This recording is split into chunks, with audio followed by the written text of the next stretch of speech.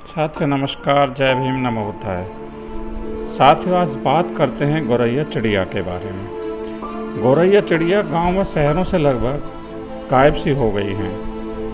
बचपन में जब हम छोटे थे, मैं तब की बात करता हूँ, हमारे घर के आंगन में एक बड़ा नीम का पेड़ था। उस नीम के पेड़ पर बहुत सारी चिड़िया रहती थी। हमारे घर के ऊपर छत पर एक कमरा भी बना हुआ था। कमरे के अंदर जो खिड़की लगी हुई थी, उसके ऊपर खाली जगह थी। उस खाली जगह पर चिड़िया ने अपना घास फूस का घोंसला बनाया हुआ था। चिड़िया उस घोंसले में अंडे देती और कुछ दिन बाद उनमें से बच्चे निकल आते। हम छत पर ही सोते थे। सुबह सुबह जब चिड़ियाओं की चहचहाने की आवाज़ कानों में पड़ती तो हमारी आंखें खुल जाती और हम नींद से जाग जाते। हमारी दादी कहती थी, चिड़िया के अंडों को हाथ नहीं लगाना, वरना हाथ लगाने से अंडे खराब हो जाते हैं और उनमें से बच्चे नहीं निकलेंगे।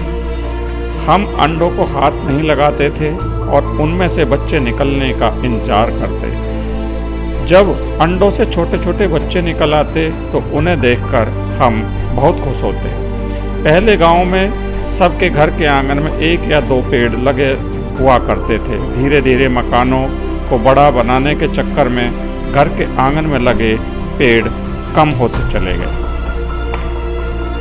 घर तो बड़े होते चले गए, परंतु पेड़ न होने के कारण गौरैया चिड़िया भी कम होती चली गई। हम छत पर बाजरा रोटी को मींड़कर उनके लिए डालते, मिट्टी के चौड़े बर्तन में पानी भरकर रखते। वो उसमें पानी भी पीती और नहाती भी। शहर में ऊंची ऊंची इमारतें बनने के कारण शहर के नज़दीक लगने वाले गांवों में लगभग गौरैया चिड़िया हमारे जीवन शैली से मुंह मोड़कर गायब सी हो गई और हम उसके दीदार को ही तरस गए, जो कभी हमारे करीब होते हुए परिवार का हिस्सा हुआ करती थी। पेड़ों के कम होने से पर्यावरण को तो नुकसान हुआ ही है, साथ साथ हमने पक्षियों के रहने के ठिकानों को भी समाप्त कर दिया है।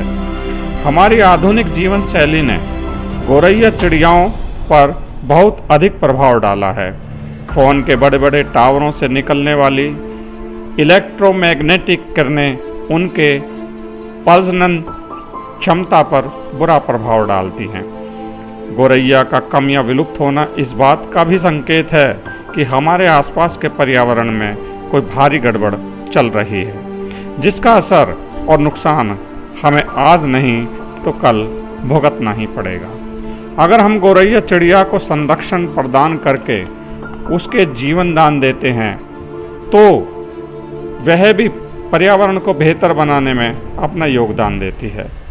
वह अपने बच्चों को अल्फा और कटवर्म नामक कीड़े भी खिलाती है, जो हमारी फसलों के लिए नुकसानदायक होते हैं।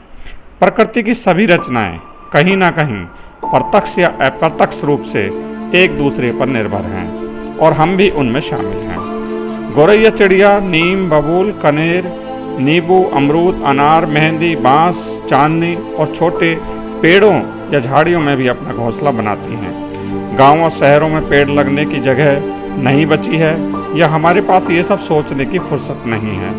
शहरों और गाँव में बड़ी तादाद में लगे मोबाइल फ़ोन के टावर भी गौरैया समेत दूसरे पक्षियों के लिए बड़ा खतरा बने हुए हैं। इसके अलावा उनके दाना पानी का भी समस्या है। गौरैया चिड़िया रोटी के छोटे छोटे टुकड़े, बाजरा, धान, पके चावल के दाने और कीड़े खाती है। हमारी आधुनिकता उनके प्राकृतिक भोजन के ये साधन भी छीन रही है।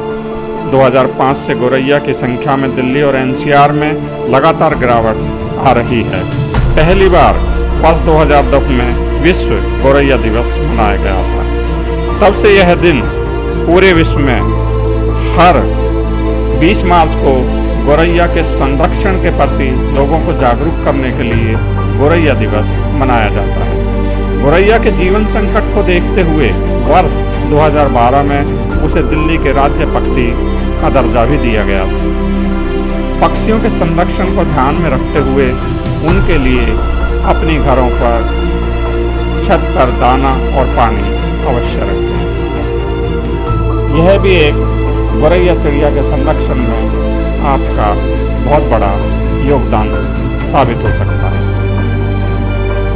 धन्यवाद, नमस्कार।